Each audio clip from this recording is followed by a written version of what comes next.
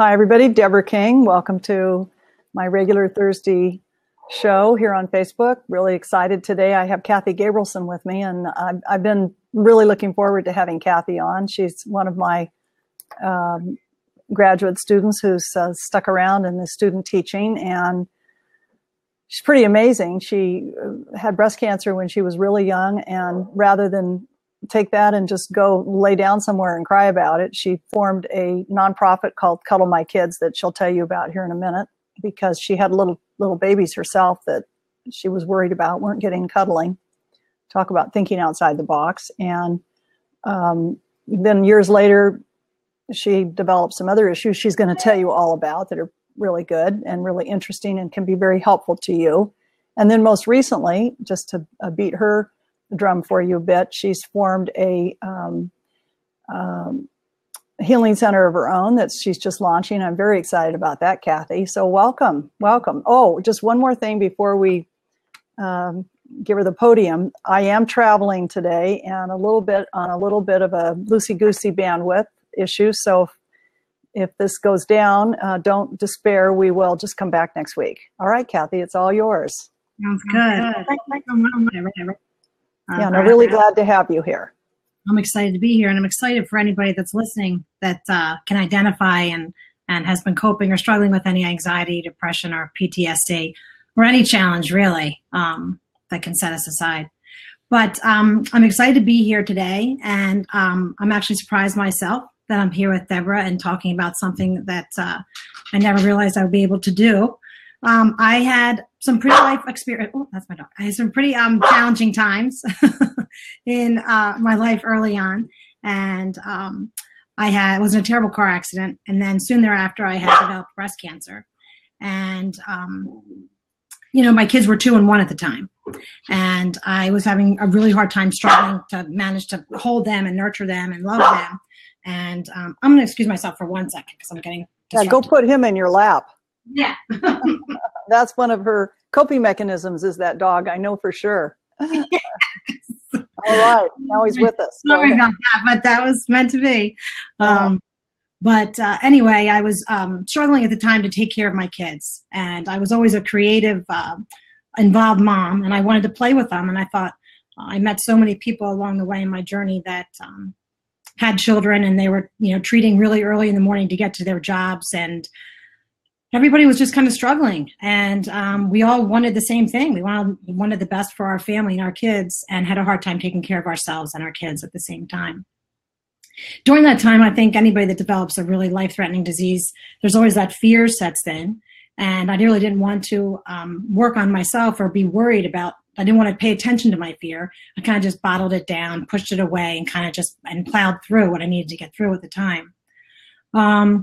I launched Cuddle My Kids, which has been phenomenal in our community. We help families with cancer. We provide free support services to families with cancer in our community. And for years, I went ahead and did that and served our community, and I loved it, and it's thriving today. But at the same, I think that there were some things that I had experienced I never allowed myself the time to sit with and process. I just kept going ahead and putting people ahead of my needs at the time. And slowly but surely, I was starting to wear down a little bit more. I was diagnosed with anxiety and depression a few times, but in my mid-30s, things started to get really difficult for me. And I started to feel as though I couldn't manage the life that I had. Everything seemed to get out of control, and I could no longer felt like I was successful at doing the day-to-day things. And I started to have, crying spells, and started to feel like a failure, and just felt like I wasn't successful. And I had developed so many other diseases. I had Lyme disease, C-Diff, sepsis. Oh my goodness, I could name them all, but needless to say, it was a really difficult time. And I think what was happening was my body was breaking up inside because I just wasn't giving it what it actually needed. And I think I had a mini breakdown of some sort. And everyone that was around me was so used to me being able to do everything and take care of everybody with a smile on my face. And I really actually didn't have a problem doing that. It's just in the meantime, I was kind of falling apart. But anyway, so when I started to kind of have my little breakdown, it was uncomfortable for everybody. They didn't know what to do. It was like, oh my gosh, Kathy can't handle things. And I went on medication, and I had my PTSD had kicked in, and I was kind of falling apart. And I came across Deborah's site, and I started with the chakra and meditation courses. And slowly but surely, I started to realize that I was actually a different person. I was becoming a different person. And I think for so many years, I just allowed things to happen and kind of just followed along and wasn't really listening to my inside self, to my real self, and what I really wanted in the world and what I was being called to do. So I spent the time in nature, and I spent the time journaling and meditating, and I was able to get off all my medication and able to share with everybody today that it is really possible. If you do the work and take care of yourself, you can have some relief from the symptoms, the debilitating symptoms of anxiety and depression.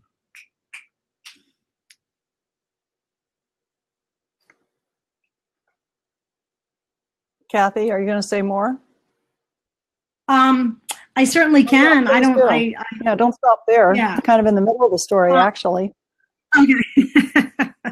I kind of was in the middle of all this chaos, and I read your book, Deborah's book, Truth Heals, and I didn't know up from down. I didn't know where I was going. I didn't even think it was worth living my life anymore. I really, really felt like a failure, and I just knew that I had to change. I read Deborah's book, Truth Heals, and I think that the most important thing in all of it, and I think for anybody that's really suffering, we all have these really challenging life experiences, all of us difficult times in different ways, but we all have our own cross that we have to bear in life. But I think what happened was so freeing for me and so healing for me that I was finally able to take the time, because I was being quiet, I was meditating, and I was journaling, to really take the time to look back on my life experiences and forgive the events, forgive the people, forgive anything that had happened to me in my life that was just too much for me to bear at that moment, to forgive it, to forgive anything about it, and to let it go, and to take from my life experiences just what I needed to move on the right way, and to leave everything else behind me. And I think that if you do anything, if you have no time to do anything else, it's just take that time to sit back and forgive and let go and move on. And you'll become a better person, a much stronger person, if you just let go of the baggage and the garbage. You don't have to take it with you. And that was really big. I was really upset about some things that had happened. I felt like I was challenged beyond what I was capable of carrying.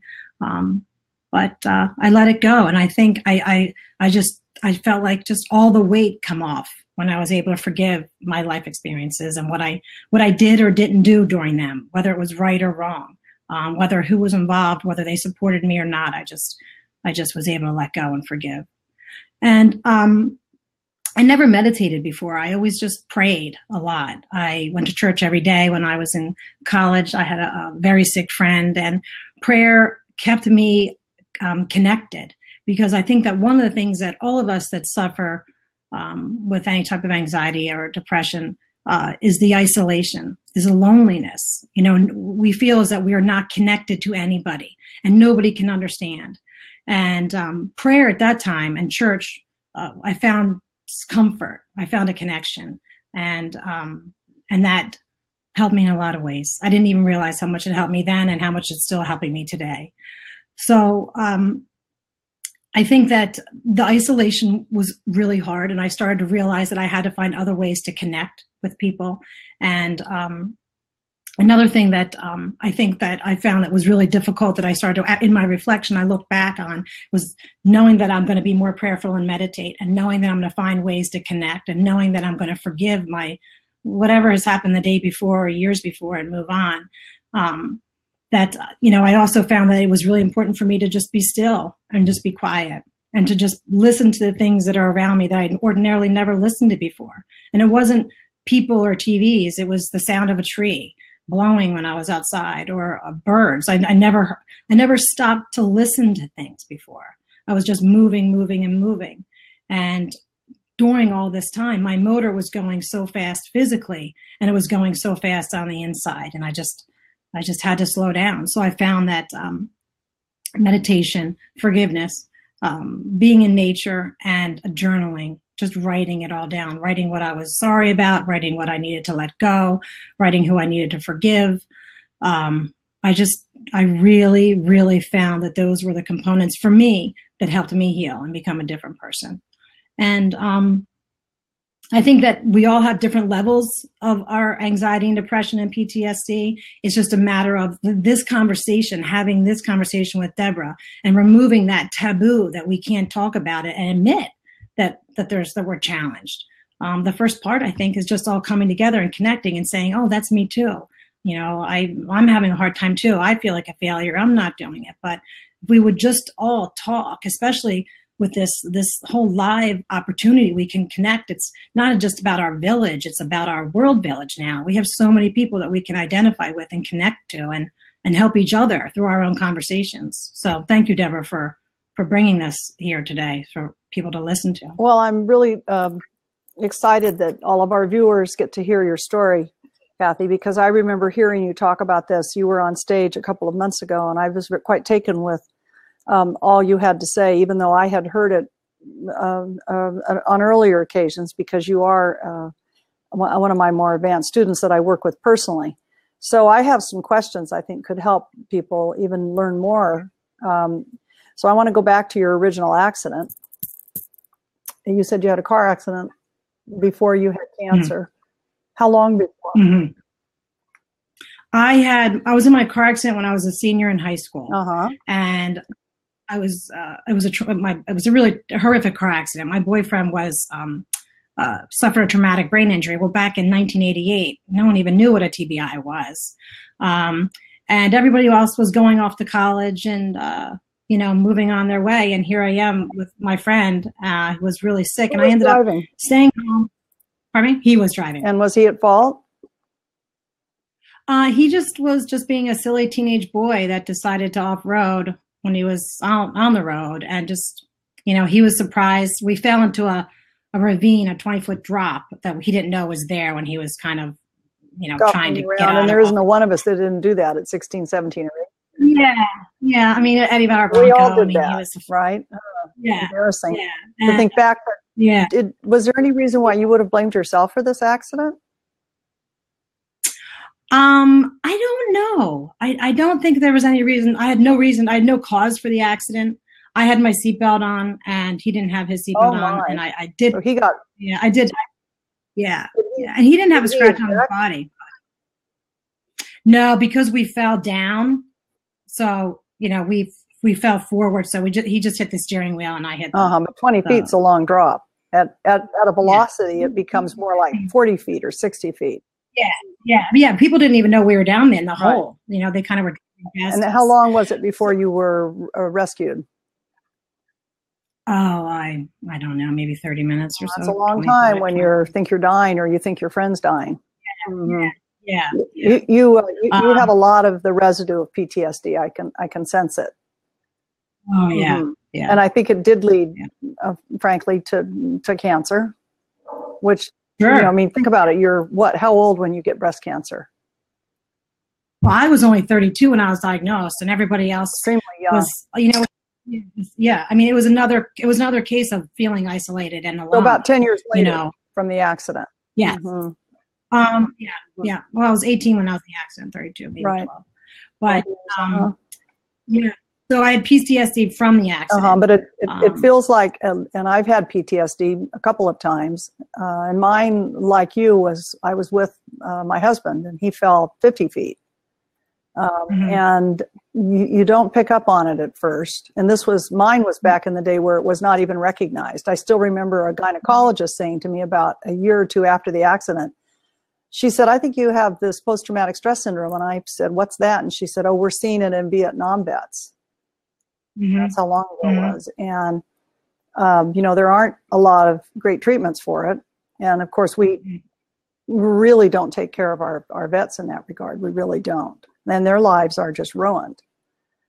And their partners' lives, and their kids' lives, and their parents' lives. You know, so it's another big unresolved issue in our society. But back to you, it also felt very unresolved to me in you. And I think it reoccurred. I think when you're saying to yourself, well, gee, I beat breast cancer, and here it is 10 more years later, and I'm dealing with this horrible depression and anxiety. It's because we don't deal with the PTSD. It circles back on us, doesn't it? Yeah. So, it's creeped its head up quite a few times. Yeah. And that's what we want our listeners to learn about, because I'm amazed, Kathy, working with thousands of people, how many of them feel like they have PTSD. To me, it is astonishing. And you have you have a practice, and you're starting a healing center, and you're going to find people are going to gravitate to you for things that you've been through, and they won't even know that. They'll be coming in, and they may have heard about the fact you have breast cancer, and that may be one reason why they approach you. But a lot of them will come to get care from you or your facility because they have PTSD, but they won't know that that's the connection. They won't. It's something. It's a vibe we send out that we've been through this. We can help you. We can help you. So. Yeah, you're right. And even though it's been many years and I've worked on it endlessly and myself, it can still rear its ugly little head. Oh yeah. And it doesn't. It gets worse as we get older. Yeah. So I really urge those of you who are watching and listening today to think about if you've had an incident in your life, and we'd love to take some callers. If you've had an incident in your life that you could be suffering from, it could have been a car accident. It could have been a sudden anything. It tends to be sudden. The things that are chronic are not PTSD. Things that are sudden are a sudden breakup, a sudden you get served with divorce papers, a sudden job loss, an unexplained tornado in your neighborhood, and something that really like knocks you off your game in a significant way can cause this after the fact post-traumatic stress syndrome. It's a syndrome, so it kind of locks in on you and doesn't go away.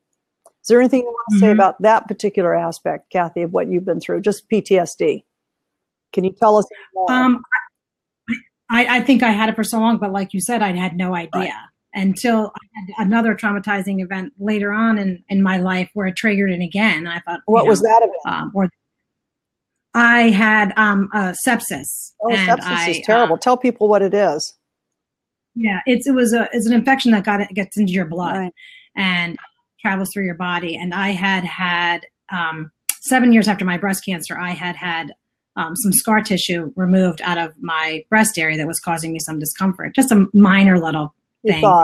And, and then I went to Florida with my family and ended up sick as a dog and in almost on life support. And I remember on my way to the hospital, them saying they have to remove your breast. I'm like, what? I just came to Florida for vacation. What do you mean you're taking my breast? Was this the other breast, the non breast cancer breast, or the rehabilitated breast cancer breast? The rehabilitated one. So the infection because sepsis will attack. I had an implant. It wasn't natural. Implants are not your thing then. Yeah, no, mine either. No. Not that I've had breast cancer, but I don't do well with anything inserted. I've discovered, well, I discovered a little too late. I had a pin put in my knee, and the surgeon said he'd never seen anyone work a pin out so quickly, right out through the skin. He's like, well, we won't do any more of those in you. They're not for everyone. Yeah. I agree with that. I agree. So then you also mentioned you had C-Diff. Tell people what C-Diff is. Another killer. Jeez. How'd you get that? Too many antibiotics, huh? From the sepsis, Let's tell people that C. diff is another disease you don't want that comes, for one person it might be one antibiotic is one too many, and for somebody else it might be 30 is one too many. Yeah. The bottom line to it is don't ever take an antibiotic unless you absolutely have to. Kathy didn't have a choice. She had a life-threatening infection. But boy, if you have any discretion and you think, I have a cold that's hung on for 2 weeks, and the doctor, you go and he or she goes, well, I think you've just got a standard upper respiratory infection. Let's let it run its course. Let them do that. Don't take an antibiotic. Don't pressure them for one. Oh boy. I tell people all the time, they just have no idea. Months it takes to recover. Your whole house is, your family's quarantined. It's terrible. Yeah. It's so humiliating too. There's that. Oh God. Yeah, we won't go into the gory details. We'll tell people, just go Google it if you're really curious. Be prepared to have a sense of humor, huh? I will tell you, I have found humor in everything that has happened. I do have a funny story after all. Most of them are inappropriate because they involved hospital situations and my body. But I do have, I do keep. Yeah, no, I always thought that if I was looking for another career, I would probably go into stand-up because I have so much good material. Yeah, exactly. We have to laugh at ourselves. Appropriate for necessarily in the health and wellness field, but certainly good for stand-up. Yes. Yeah.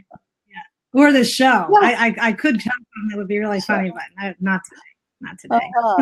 So, but I will say, I wanted to add one of the things that I wanted to mention is that I was on medication because I needed medication, because I had to. Tell everybody about how important it can be. You mean helpful neurological medication. Yeah. When you need it, take it. Yeah, and I'm not here to tell people that it's you're weak because you're on it, or it's bad because you need to take a sedative or a tranquilizer or something. Yeah, not at all. When you need it, you need it. Yeah, you do, and I think that's one message I want people to realize. Yeah, no, I'm so glad you mentioned that, because I'm always counseling people not to criticize themselves. I get more people who come to us and say, "Oh, I don't measure up. I'm weak because I have to take," and then they'll say something like my diabetes medication and my insulin. And I'm like, that is God's gift to you, that medication. That insulin is the greatest. Your body can't make it. I'm so glad that medicine and science has invented it for you. We really have to turn that around so people feel good about the medication they're getting. I will often, when I had a private practice, I would encourage people to see it as a magic bullet that's every time they take that little white pill or whatever it is, or that shot, they're literally getting a magic bullet that God is sending them. Yeah, that's a good way to put it. It is. It's true too. I'm not on them right now, but I don't know what's going to happen in my life. But right now, where I am right now, this is working. And I stayed on the medication all through the time. I really worked hard. I worked hard, not just because I wanted to get off the medication, but because I wanted to be well. Right. I knew I had to be. Right. And well, if there's one thing you're not, and here I'll just, for those of you who are listening are not familiar with my teachings on characterology, one thing Kathy's not is oral, and I'll just tell you, oral people are the ones who it's everybody else's fault. They didn't create any of these problems. It's outside of them. It's someone else's fault, and they just want to lay there and get fixed. And Kathy's you're the antithesis of that, and that's why you're so well. By the way, is you're not just laying around. Otherwise, if you were just laying around saying, "Let somebody else fix this in me," you'd be way back with the post-breast cancer kind of thing. You'd still be languishing there 20 years later. Yeah. So look at Kathy, you guys, and see a story here, maybe for you or one of your loved ones, that you can take just anything that goes wrong in your life. You really can make lemonade out of those lemons, honestly. Mm-hmm. Yeah, you're a really good example of that. And I'm so excited. Tell us about the center you're starting. Your Gabrielson Wellness Center. Tell me about that. Yeah, the Gabrielson Healing Center. I will say, when I start something, I don't stop. I know. Quitter. What town is it in? Is it virtual, or does it have a physical locale? It's both. I have some clients that I do virtually, and not from this country, from all over, and it's local in our town. So we can brag about you a bit. Oh, thank you. I am in Westchester, Pennsylvania, which is a suburb of Philadelphia. I love our town. We have a wonderful community here. But one of the things we don't have is, energy healing, a lot of mindful stuff. So it's great to bring it to the community. I love that.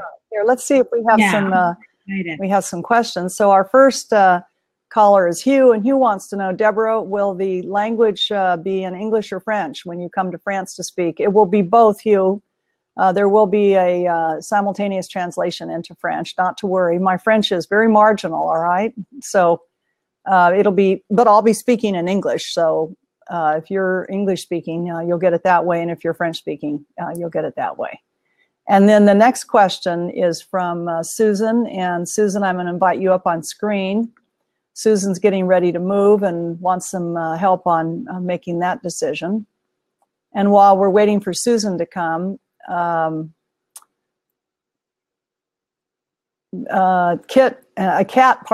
wants us all to cheer the amazing feat by Tammy Jo Schultz, the Southwest pilot that saved everybody on Border Plane. Weren't we impressed, you guys? A woman pilot. Yay, I was so impressed for Tammy. All right, and here we have with us Susan. Hello. Hey, Susan, great to see you. Thanks for taking my question. Sure, what town are you in right now? Salt Lake City area. And you're thinking of moving to? Sacramento area. Oh my old stomping grounds. Tell me what your reservation. We've been living here for about 12 years now. Uh-huh. So yeah, I just have some concerns. You know, we've been looking all over the areas at different trails because one of the main reasons I want to move back is to be more in nature, because where we live right now, we just don't have a lot of opportunities for that. And so I definitely want to be somewhere with a lot of nature. And one area where we love the trail the most, there's more crime than I would like to have. What part of Sacramento is it? So Roseville area. Roseville's pretty safe.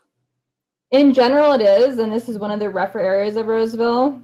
And I don't think of Roseville as being very rough. It isn't very rough. It's you know.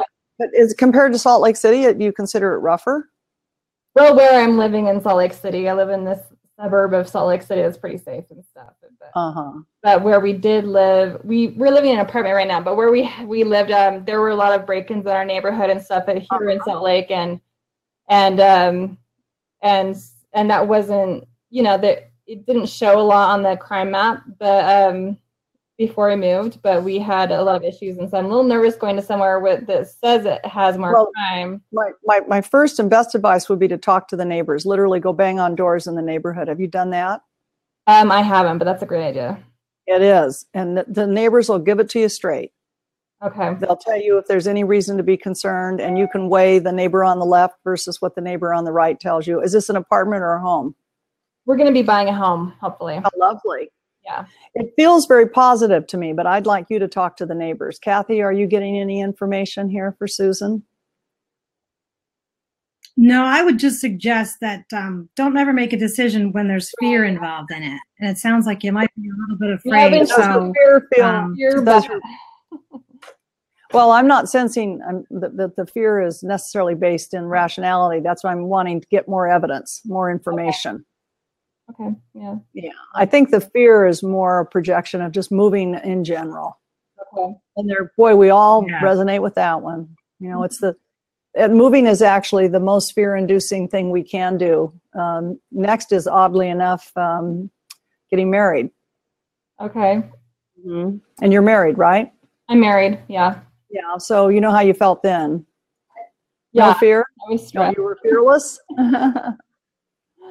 All right. Well, thank you so much. Oh, I do. Can I ask one more question about medication? Yes, of course. Because you were talking about going off. I'm on a few different medications for anxiety, depression, bipolar stuff. I'm just wondering, how do you know when you can go off? How do you know when you're healed enough to go off? Well, I'm going to have Kathy address that. I think that's a really good question, and I think it's something that it's good for you to think about that you want to do, and really take your time and work with your doctor and really stay in tune with yourself. I wasn't going to go off the medication until I was better emotionally and physically and had done some work on myself. And then it was a really, really, really slow process that went back and forth. But I think the good thing is that you want to change, and it's healthy to try to go off of them sometimes, but if it's the right time. And I don't know, I mean, you have to really sit with yourself with this one. And if you have a lot of change and you're moving and you have a lot of other things that are going to be thrown into it, maybe it might not be the best time, but it's certainly something to always think about. All right. Thank you guys. Yeah. Check with your doctor for sure. Yeah. Might be an okay time. Check with them. Okay. All right. Great to see you. Thank you guys so much. Bye. Bye.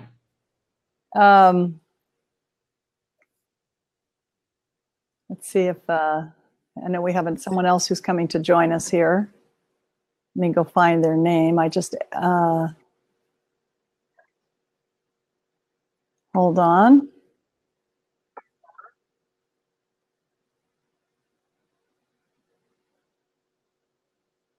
Hey, Louise, can we invite you up? So while we're waiting for Louise to join us, keep in mind, you guys, if you're trying to see me in person, I'm going to be at the New Living Expo, not this weekend, but the following weekend. And that's just outside San Jose at the San Mateo Convention Center. I'm speaking there at noon on Saturday, and be delighted to see you if you're hanging out in Northern California. It's not too far from San Francisco. It's essentially it's in the Silicon Valley. So it'd be great to see you again. That's the San Mateo Convention Center a week from Saturday. And it's Louise, right? Am I right? Yes, it is. Hi, Louise. Yes. Very nice to meet you. Yes. I've been trying to get on here for a few months. Well, good to see you. Talk to you. Today's the day. What's your question? Yeah.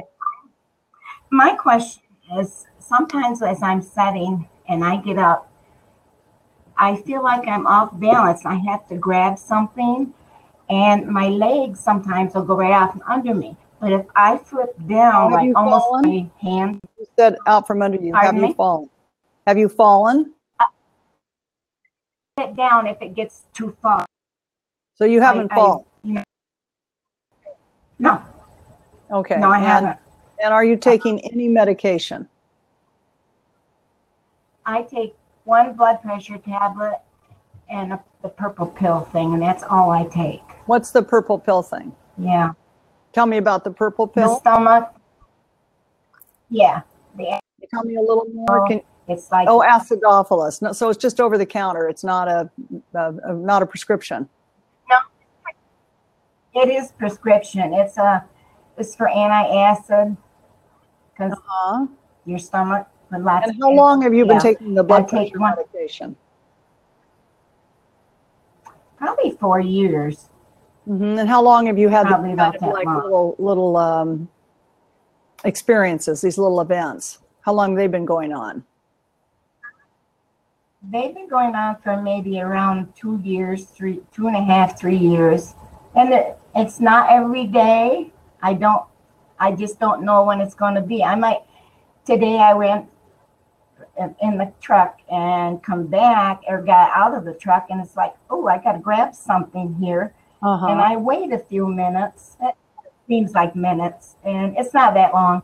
And then I can hold my head down and come back up. Do things kind of whirl? Do you see, do you, or is it just a sensation? No. It's just a sensation that I feel like I'm going to lose control is what it feels like. I'm losing all control. And it seems to hit me in the neck. Yeah, in the back of my neck and goes down my spine. Have you talked to your doctor about this?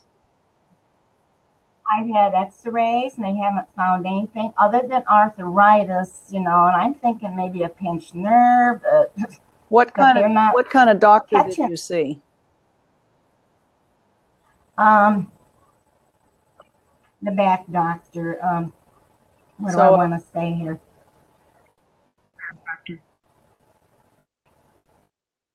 What sort of doctor was this physician? Was it a physician? Yeah, in the back. And oh, you had an MRI too. So you had a pretty full workup.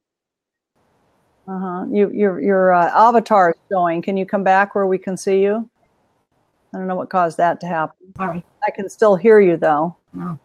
All right. And you've never fallen. No, I haven't. And I'm going to ask you what city you're in. Pennsylvania. No, Mountains. Neighbor of Kathy's. Now, I'm a Westerner, and we think all Eastern states are right next to each other, are they? Seems like it. Pretty much are. This feels like Louise, I know where. I want to kind of point my finger at that Yeah. blood pressure medication you're taking. You should ask your Okay. doctor if it could be Maybe making I'll you have feel a little bit dizzy on occasion or a little bit off balance. The description you're giving of the investigation they did and the diagnostic process they did leads me to think they were thinking that you had a cervical spine issue, maybe one, for example, one vertebrae resting on a nerve or something. But that's not quite what I'm getting. Yeah. So I'm curious if there are Okay. any known side effects to the blood pressure medication you're taking that could lead to an experience like this. Because even inquire. supplements can do that in sensitive people. And looking at you, there you are again. You're very Vata. Now, if you haven't studied Ayurveda with me or with someone, are you familiar with Ayurveda? I'm on your okay, third then you level know now. Ayurveda Vata means that you're full of air. And we air people, as we get older, we can have this little bit of kind of airy, not quite feeling grounded, sort of slightly off balance kind of a feeling. That's what I'm picking up, but it feels drug related to me. I'm not sure why I'm getting that, but I am. You're not taking any supplements? All right. Well, you mentioned the take tooth. supplements. Take other stuff? Like what else do you take? Oh, I take vitamin C, D. What else? Lot of the vitamins. You take any massive amount? You taking any mega doses? I take But are you them taking daily. any mega doses? Like some people take a mega dose of C or D? No, just one tablet per day. with Kathy, all are of you them. discerning anything? Or have any advice here for Louise? You know, the only thing that I felt was that when she first started speaking, and I really felt her medication, maybe sometimes it's like that has to be Something's adjusted. going on, Sometimes our body changes. Yeah, that's just what I felt into. I didn't necessarily feel into anything else. But I was having a hard time hearing you, and you were fading in and out on my end. But that would be the first thing I would do. Sometimes I don't know how often you go and get your work done and test the medication level. A lot of times too, what you may want to find, I've found in my experience, because I've had my fair share of medication for different things, is it's really important to check to see with your pharmacist if the brand of your pharmaceuticals change. Good point. You may have, you may just be used to getting the same drug. You think it's the same drug, but the manufacturer could have changed. The pharmacy could use and a because different of your body weight, which is low, and your sensitivity because you're Vata, you may be getting more than you need. Ask your doctor that question. The pharmacist won't answer that, but maybe you could take a little less. Yeah. Get your blood work done again and see. How long have you been on blood pressure medication? Did you say 4 years? Why do you need it? Do you know? Rad say about it. Well, he thought it was too high, but it's with that it's down to 120 to 130 on the over medication. 60. I mean, so I'm not criticizing the medication. I'm just wondering if it's the right amount, and I'm wondering if that's the cause of your little bit feeling instability. And so quiz them on that. Say, could this be, this medication, and maybe there's another medication, or maybe there's a different dosage. Or maybe it's not related and I'm dead wrong. That's another possibility. Yeah, I was thinking there might be some negative energy around me or something like that. But I don't get that. No. And I'm not picking up any compression in your cervical spine either, your neck. Just standard. Well, I just get standard kind of, what we get with age. It just feels very common. I don't pick up anything extreme. All right. Okay. Yes, I go have ahead. one question. When I'm meditating, I seem to hear thunder in my ears, or I think I do. Is that possible? That's like thundering out. I think you're hearing your unconscious. No? I think that's really a good sign. You're very connected. You're hearing another part of you. Oh, all right. How long does it last? Is it more than a couple seconds? No, 2 or 3 not seconds. that long.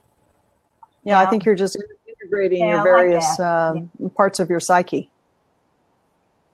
Very cool. How nice Oh, to all see you right. there. All right. I'm very pleased to. You take care. Glad you could get on. Thank you. And I'm doing okay here time-wise, and we're holding it. I shouldn't even say that. That might be bad luck.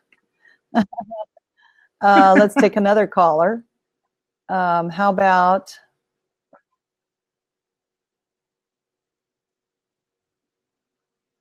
Oh, here's a PTSD question from Judith. Judith, see if you can come join us. And while we're waiting for Judith, I'll just mention briefly some of the stops I'm making on a Europe tour, starting in Scotland on June 6th, in Edinburgh on a Wednesday night, and going to London on June 9 for a one-day workshop at Alternatives in London, and then heading over to the city of Lyon in France for a Wednesday night on, can't recall, but the following week, and then heading to Germany to see all my old German friends in Hamburg on a Sunday for an afternoon workshop, and then circling back to Paris for a talk on a Thursday night, followed by a 2-day workshop, Saturday and Sunday. And so a lot of you East Coasters, Kathy, should fly over and come help teach either the London one-day workshop or the Paris 2-day workshop. Nothing to not like about London or Paris in June. That would be really fun. Yeah. So I don't see, let me go try again. Judith, I'm gonna. Here I am. Here you are, just in time. Hi, Judith. So nice to see you. Hey, what city are you in? I have some questions because Tell me what city you're in first, though. Can you hear me okay? Yeah, just tell me the city. The city is Toledo, Ohio. Got it. Okay, go ahead. We moved home in 2000 to take care of our parents. We lived out west in California, Las Vegas, and my mother-in-law had a little heart attack back then, and my husband came home immediately looking for a place for us, called me up and said, pack the house, we're moving home. So you're both from the same city? Yeah, we're both from Ann Arbor, Michigan, actually. Okay. So we moved home. We built a big house. We moved my in-laws in. She was in a wheelchair, and they lived with us for about 11 years. And we got in an accident. I was taking them to a specialist, and no, wait a minute. The in-laws were in the car? We were in our handicap van. Okay. We were hit full speed at a red light. Wow. Broadsided? The girl just wasn't paying any attention at all. Broadsided? No, we hit from the back. Oh. And pushed the van all the way up to the center of the van where the gas tank was. And my mother-in-law ended up dying from the accident. Oh, it was very traumatic. In the middle of the van? She her wheelchair seatbelt broke open when we were impacted, and she broke her big femur bone and in the thigh, and then she broke some ribs that stabbed into her lungs, and gave her congestive heart failure, and she How old was about 92. Oh my. Well, she lived a good long life though, but what she really did. We just, we came home to take care of them, and we never imagined her dying in that kind of a way. It was so traumatic for both of us, and I really didn't pay attention to me because I put them both in an ambulance and let them go, and I called my husband, waited for him to come pick us up because I had to deal with the wrecker and the cops and the whole thing, and I had broken my neck. This was the second time I broke my neck. Let me see. I broke my neck in 2000 in the process of moving here. And then in 2009 was when the accident happened. Did you break it in the same place? Yes. Well, it was actually, they had to go through the front Fifth cervical. And cut open my throat and go all the way through and take out the broken disc, and then they had to take pieces off my spinal cord because it stabbed into my spinal cord. Can you tell me which cervical it is? Is it 5? It was 4 or 5. No. In the first accident, I mean, the first surgery I had was 4 and 5, and then it was 6 and 7 in the second one. Have a 5. So I've got like cadaver discs, and they had to take out the plate I had and put in a new plate. And I mean, it was just so traumatic, the whole thing with this accident, because my husband almost fell apart. He ended up with a severe gout attack a week after the funeral. But was he otherwise? He wasn't even in the accident. He just he spent a week at the hospital with a severe gout attack that attacked every joint in his body from stress. And all they could do was give him morphine every day. Driving. I was driving, but I had put my car in park, and I twisted in my seat to talk to my mother-in-law, who was talking to me, and I think that's what really broke my neck again. And because of it, I'm unstable. I'm a fall risk. I fall maybe 6-7 times a year. Now they tell me I have a bulging disc at the disc below that. Yeah, but you're a young woman. I want to tell you some really good things about you. Well, yeah, but that's very young. 63 is a new 40. Well, look how young she looks, Kathy. I mean, you look, I mean, well, I've been using the Kanza one. I love it. I'm really, I've got nothing but positive things to say here, which will probably be very helpful to you, because you're spinning a little bit here, thinking that things are going to get worse, and they aren't. They're actually going to get better. Well, the funny thing is that I got sick with the flu the day after Christmas this year. And I haven't had the flu in 17 years. And then was this the real flu? Yeah, the real flu. And then I had it for 6 weeks. It moved into bronchitis. So I had that for another 6 weeks. And then it moved into pneumonia. I'm picking up bad upper respiratory. I had the diarrhea and the throwing up. I had it all. And then it moved into pneumonia. I had to go to the ER 3 days ago because I was having chest pain. And they said, okay, you're over the pneumonia, but now you have the bronchitis back, and you have, what is it called? Pleurisy. So I think that I'm getting better. I've got all this new medications. I've already been through 3 sets of medications through 3.5 months. I've been sick. So I think it's just like a pouring out of things. And I've been working with Linda Richards, who's been fantastic and helping me. And I've been with the cleansing baths, and I've been kind of working with people around me. I live in a little community that is like a retirement community right now.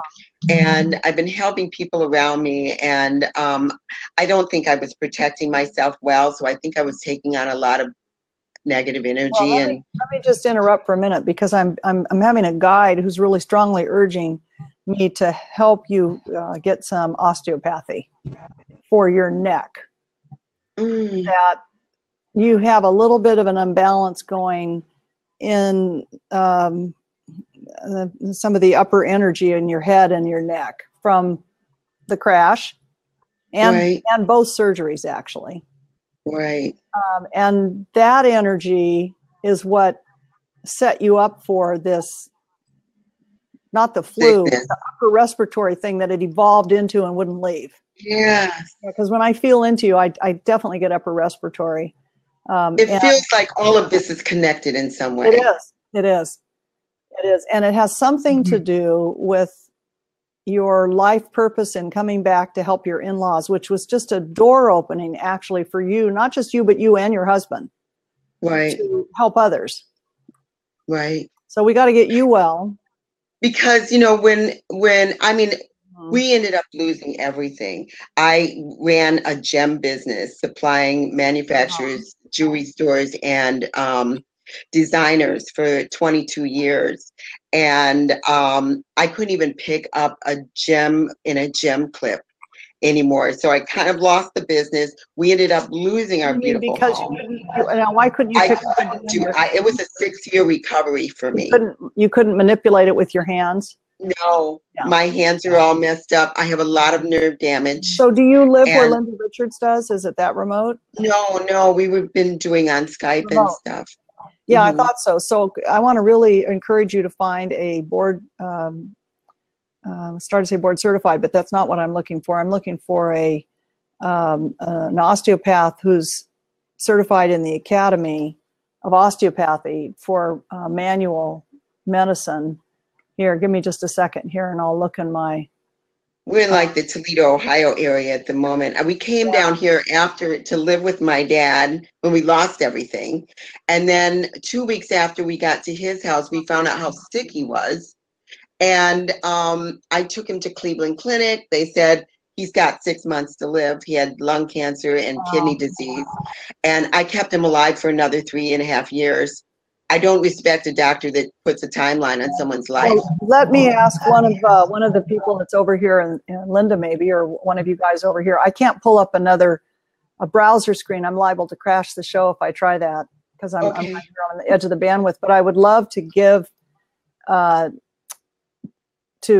give the name of the academy right now. It's .org, as I recall. If somebody could throw it to me here. Because I'd like for you to find somebody and go see them, because this could square you away. It could be something this simple, like one treatment, perhaps. Yes, seriously. Wow. So, I've been walking with a cane since 2000. I've been stable, and I can look at it. Well, here it is. It's cranialacademy.org. You'll see it over here in the chat. Thanks, whoever posted this. Shirley, wonderful. So much. Yeah, cranialacademy.org. Go find one. Go see one. Anybody on that list is going to be really good. Kathy, you want to add any words of wisdom here? Oh, I just felt her heart energy so much while she was talking. And such a caring story. Knowing that. Yeah, it really is. And I noticed it in the feed too. Somebody else had mentioned it, that your heart was just so big and expanding. And, you're making a difference with all these people. And totally. I've just taken care of people my entire life. It seems like you need a little bit of care right now. We want care for you. I do. We want care for you so you can go on. Your life is just opening. I mean, that you're so young, you see, because there's a whole pathway in front of you. Week before last, I lived next door to my cousin who is psychotic. I had to put her in a psychiatric hospital a week and a half ago. She just got out yesterday. And that it's kind of been overwhelming for me because I've been so sick that my energy level was nothing. Yeah, no, you've been no energy at all. It just took all of my energy. And but I've been doing my Qigong every day, and that's been helping me.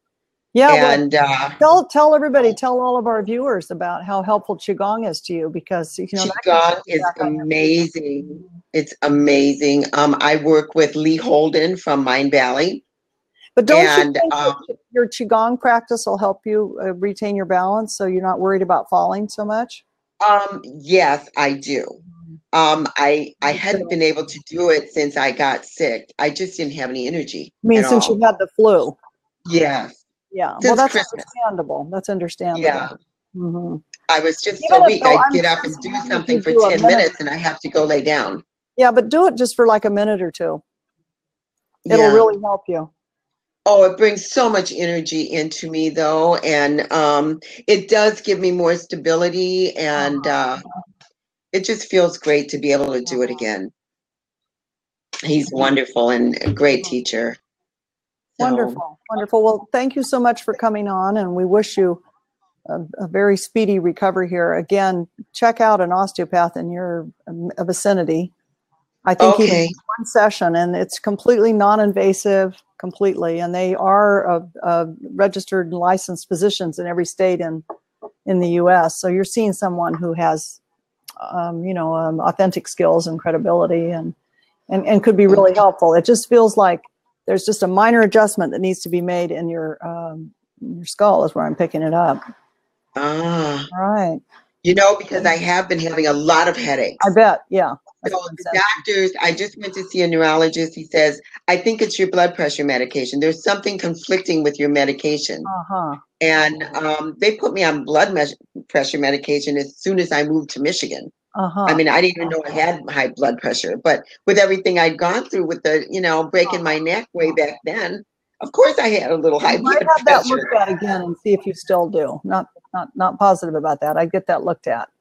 Oh, really? Because I have them maybe medication. adjust your medication. Okay. Thank you so much. Take care. Great. Thank you. Very Lovely to meet you. Yeah, you too. Okay, guys, we're officially out of time here, so I just want to say thanks again to Kathy Gabrielson, one of our advanced practitioners and grads here at the Deborah King Center, and would love to see you all again. And Kathy and I both enjoy working with you all, so it's been really a privilege. Until next time, you guys take care. Thank you. Bye-bye. You too.